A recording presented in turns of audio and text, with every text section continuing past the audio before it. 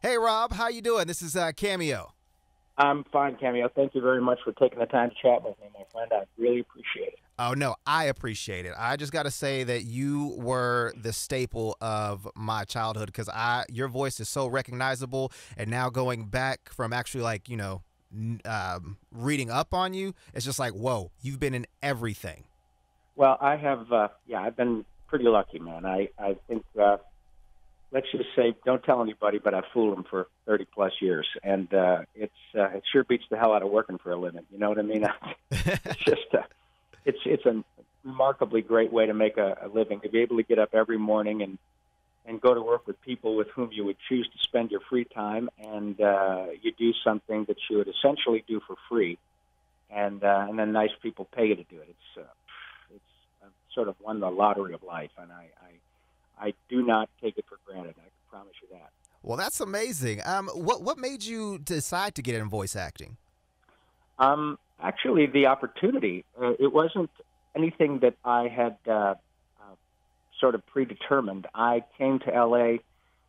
Oh my God! Well, hey, I'm old. That's the way it goes. It's the alternative, getting older, right? So I came to L.A. in 1978. Next year it'll be 40 years, and I came ostensibly to do live action, which I was doing. I was primarily a singer who became an actor and spent a lot of time on the road doing live theater.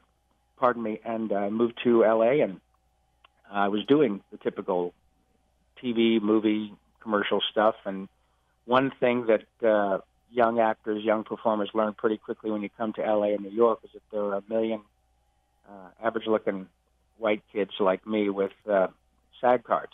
And some of them are really talented and some of them are not, but they fit the suit and they get a job, and sometimes they're lucky, and it just happens. So in my case, I was going through the typical machinations of being a young actor, and I finally stumbled upon the opportunity to read for animation, and it wasn't like I had sought it out. I was a big fan of cartoons like pretty much everybody, and the opportunity was just too good to pass up, and I couldn't afford to pass it up. I just wanted to work. So one thing led to another, and when it became very clear that, as I've mentioned before, referencing the fact that there are many, many people who look like me out here, when that was no longer a concern and people hired me to do things with my voice that they would never consider before on camera, it was all about, oh man, this is the gig.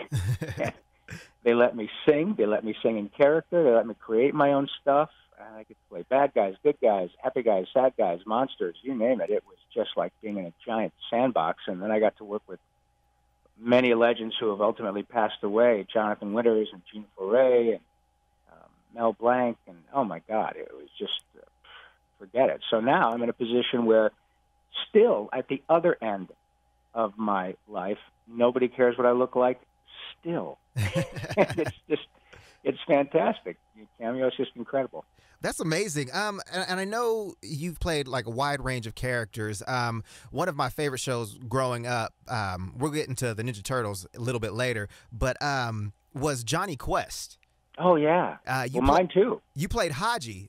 Did you get any backlash playing an East Indian No, character? I have to tell you, and things have shifted a bit. I think probably now I would, and honestly, I wouldn't do it now because the culture has shifted. Things have changed. Remember, well, I'm not. It's not my business how old you are, but when I was a kid, it wasn't too far removed from people who did live performance in blackface, Right. and that, of course, nowadays would be, if I can philosophize for a moment, history is about perspective, and entertainment is no different. It's about the perspective of what was happening at the time. It doesn't make it right or appropriate. It is about the way things were done, in those days. So now, in fact, long before now, I have had opportunities to read for Asian characters, Native American characters, and I pass on every one of them. And most of us do, because there are many, many terrific Native American, Korean, Asian, Japanese, obviously African American actors who are more than capable of doing whatever whatever needs to be done. It's not about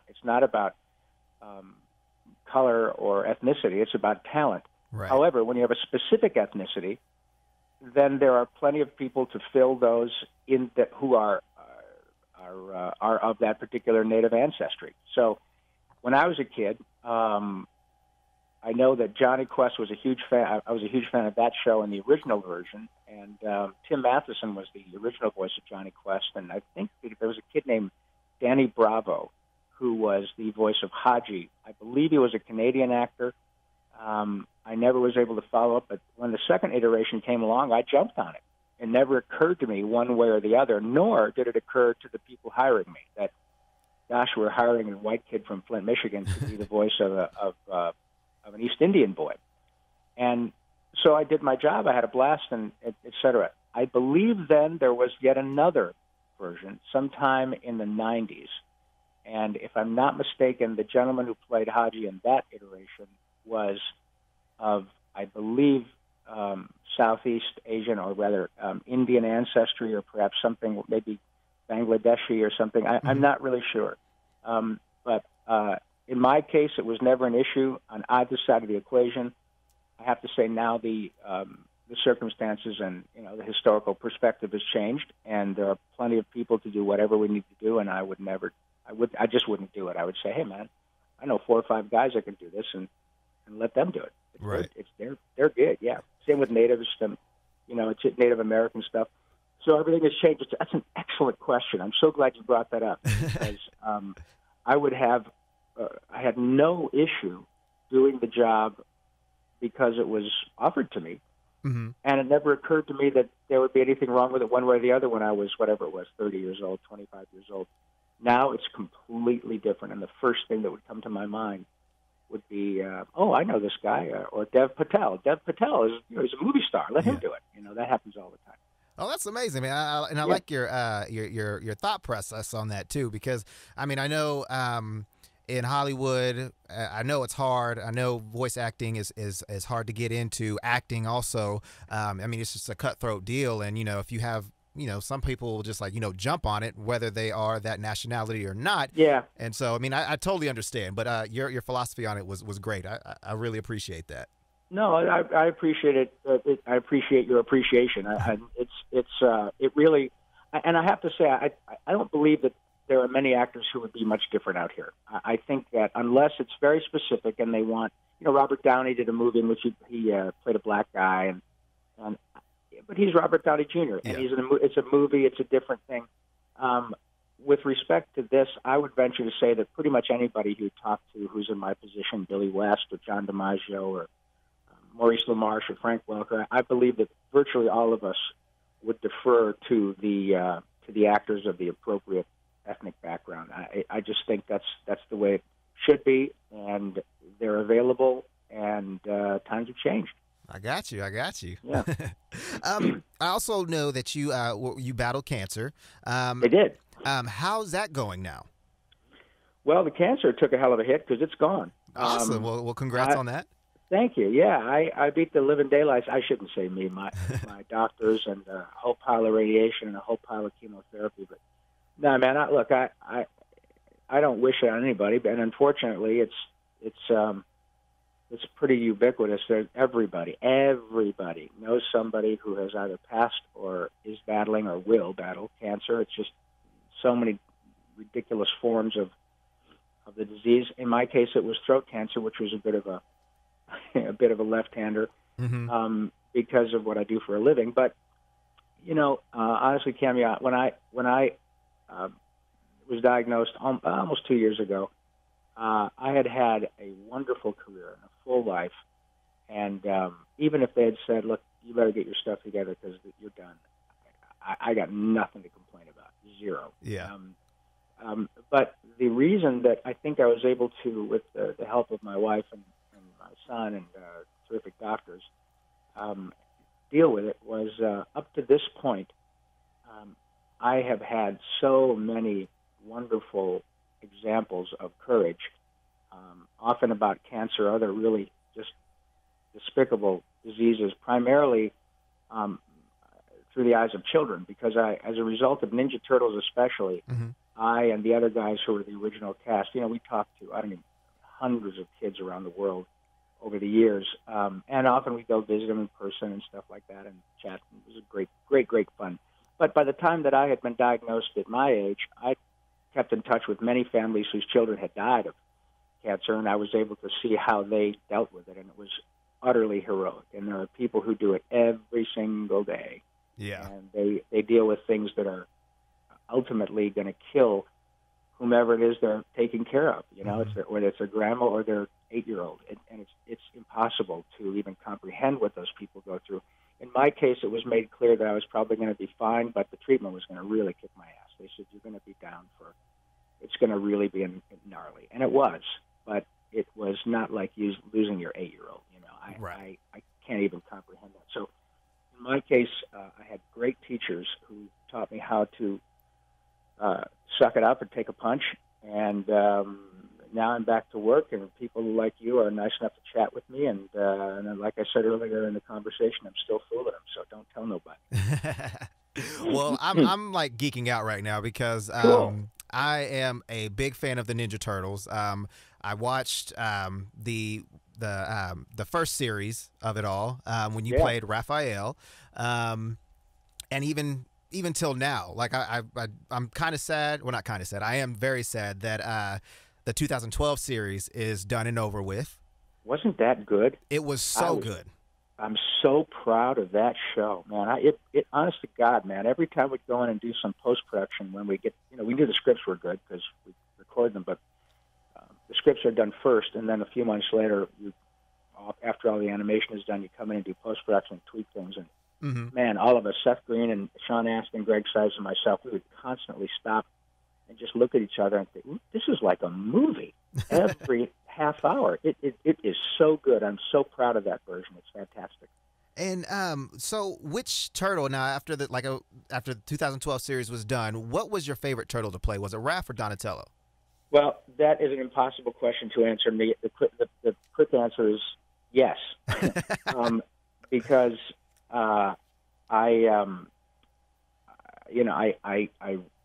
obviously getting a chance to be a part of what has become Teenage Mutant Ninja Turtles from a clean sheet of paper, that's a really incredible gift to see that what it's become from the time we started recording them 30 years ago.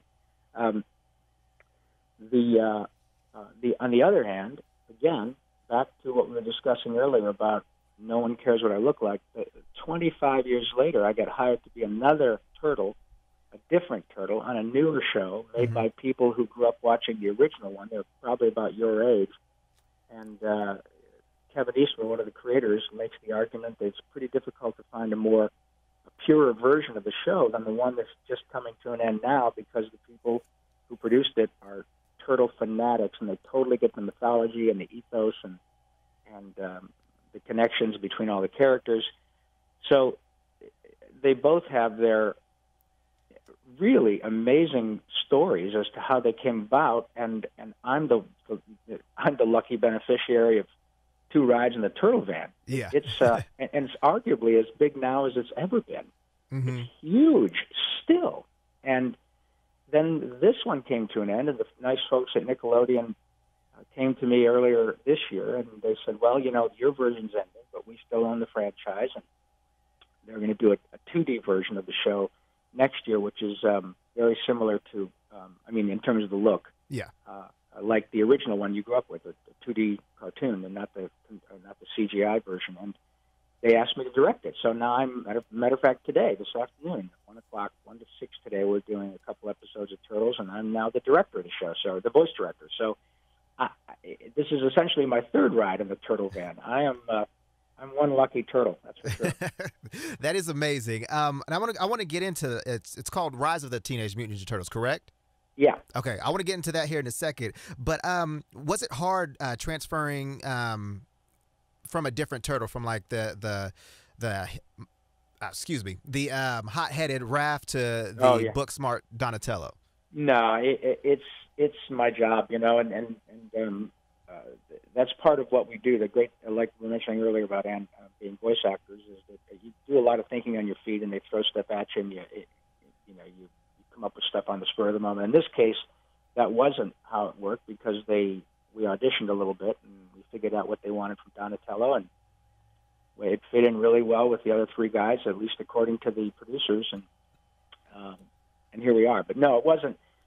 It's my job to be able to go in and break down the script and come up with interesting choices that make the characters thoughtful and fleshed out, so to speak. So it wasn't difficult. It was a little bit odd for the first couple of months that often the director will say, okay, Donnie, we need you to do blah, blah, blah, or Raph, we need you. And so, because they'll talk to you in your character names. Mm-hmm. And so for the first few months when Andrea Romano, our director, would say, Raphael, can we get another? And I would say, I'm like, it was like a Pavlovian response. When I heard Raphael, I thought it was me, to whom they were speaking, you know? Yeah. But that was it. Other than that, no, not a problem at all. Okay, awesome. Well, is in terms of the technology, because technology has evolved from the 80s to the 2000s. Has recording sessions changed much since then? Yes, and that is the one thing that has really changed a lot.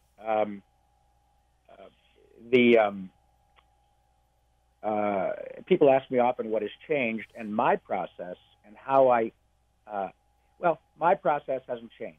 How I get work has changed because we used to audition in front of producers all the time in a booth with people on the other side of the glass who are there to make decisions.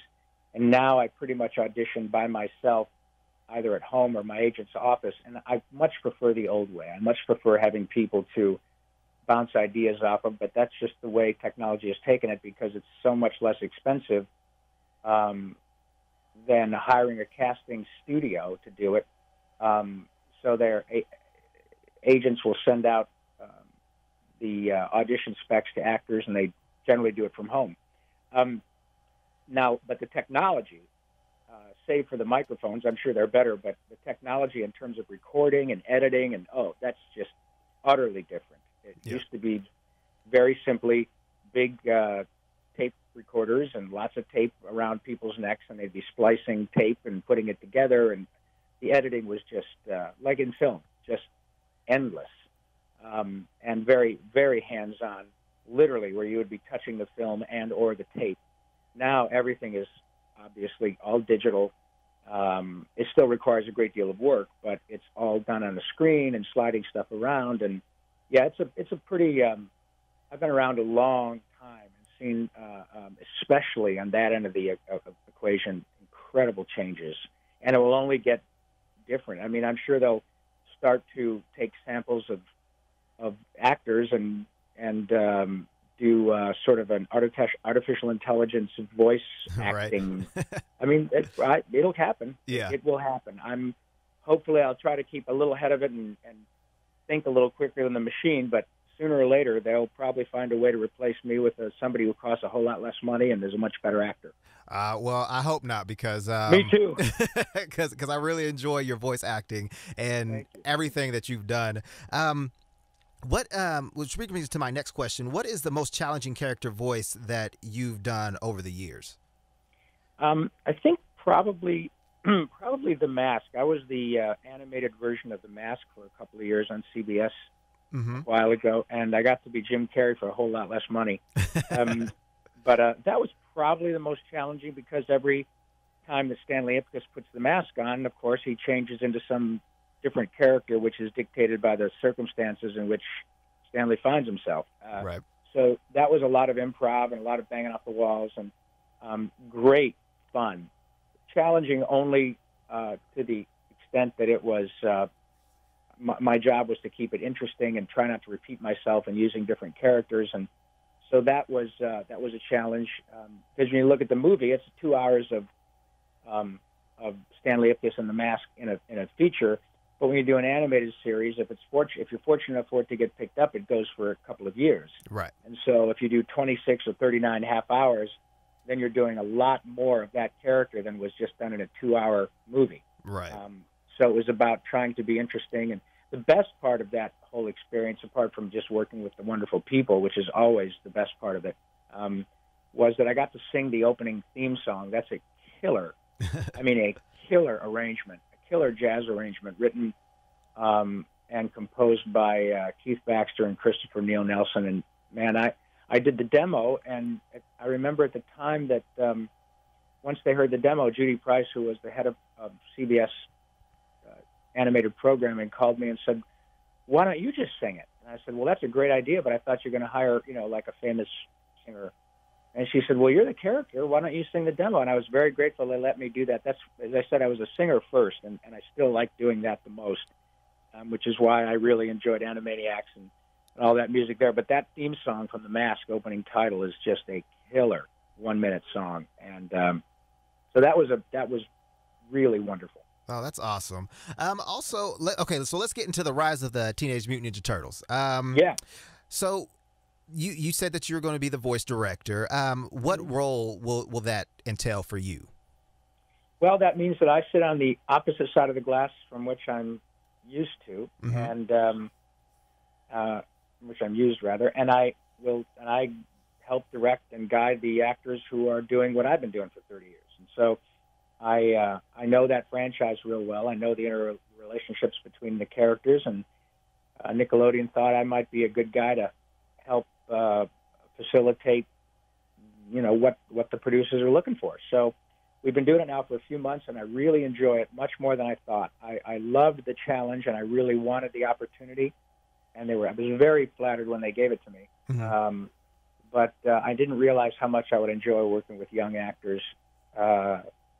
And the really wonderful thing is that I'm in a good spot now because I'm old enough to have generated enough credibility among actors or fans so that the young men and women who come in to work with me, once they find out who I am, they kind of go, "Oh, well, I love Pinky and the Brain, or I love Ninja Turtles, or I love Jimmy Neutron, or I love The Tick, or The Mask." All these shows, I'm happy to listen to what this guy has to say. And so I really appreciate that aspect of it.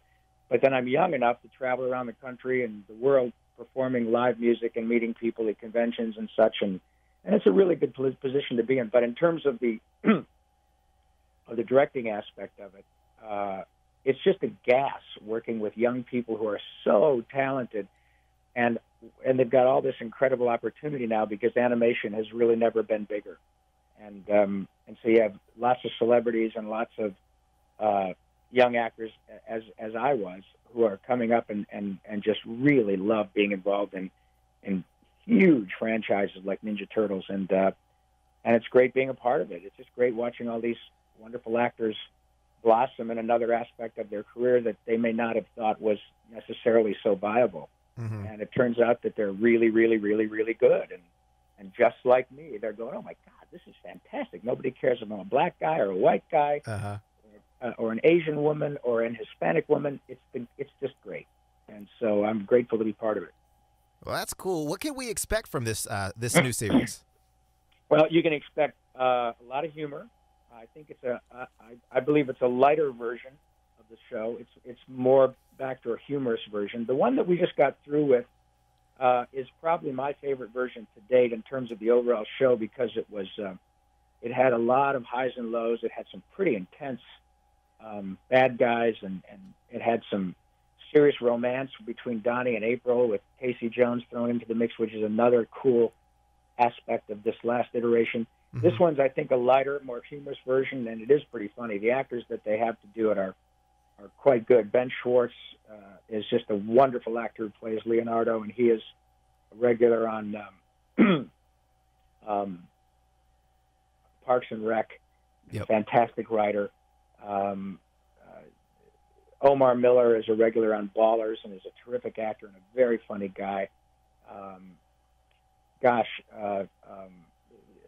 Brendan and Josh. Brendan is Michelangelo. Josh plays Donnie. Josh is a regular on what's the show up north? I can't think of it. It's the one where they up north in California where they Silicon Valley. Silicon Valley, yeah. And they're just Josh Brenner. Just really, they're all talented, so good and funny people innately.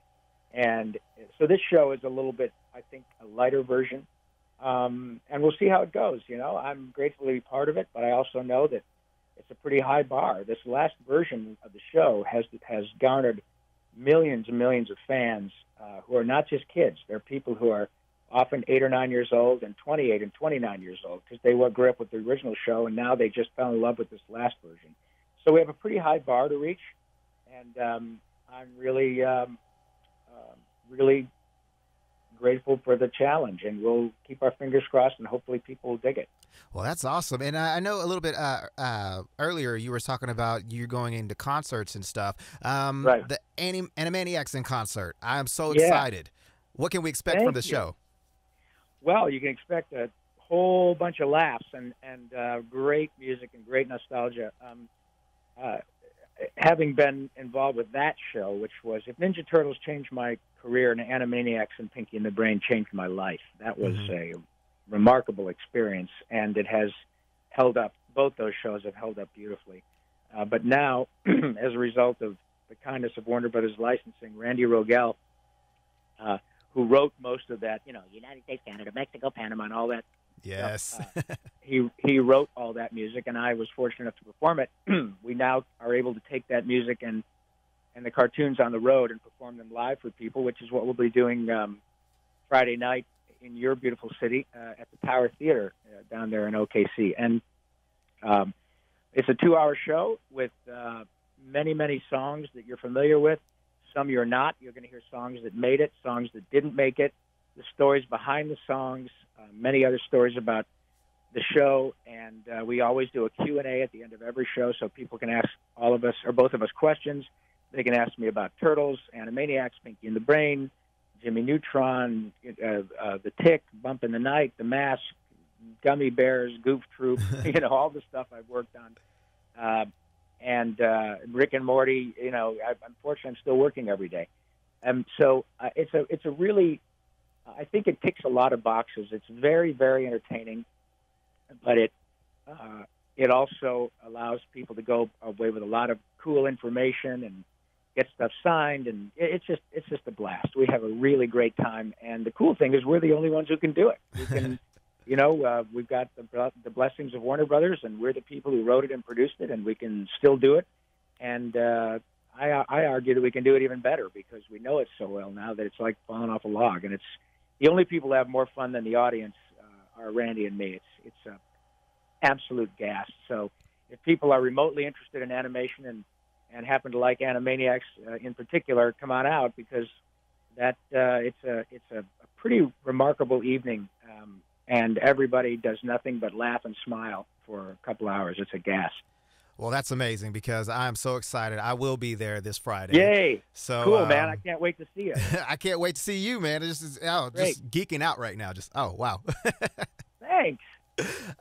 Before I let you go, though, so you could get to work on the Ninja Turtles, which I don't want you to miss out on because I really love the show. So, I mean, thank you. You got to do that. Okay. But my daughter, she loves the Ninja Turtles as well. Oh, yay.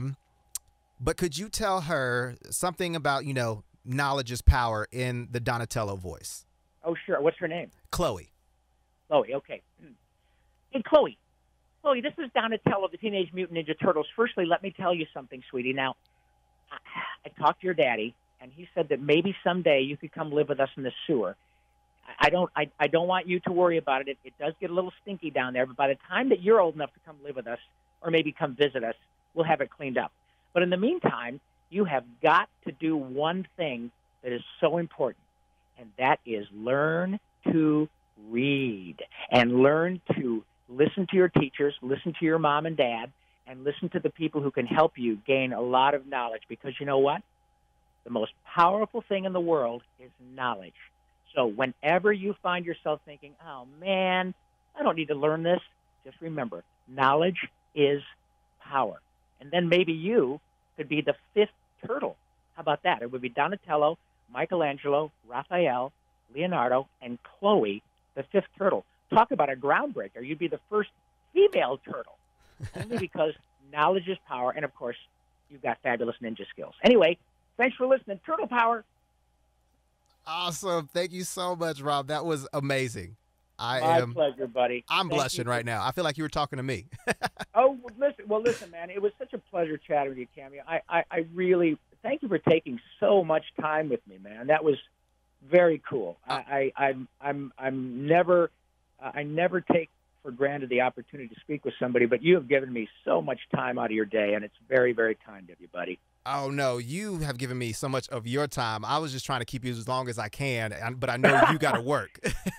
All right. Well, listen, buddy, it's a pleasure, and I look forward to seeing you and hopefully Chloe and anybody else on Friday night. We'll have a blast, buddy. Thanks a lot, man. And I'll see you in a couple of days. Okay, sounds awesome.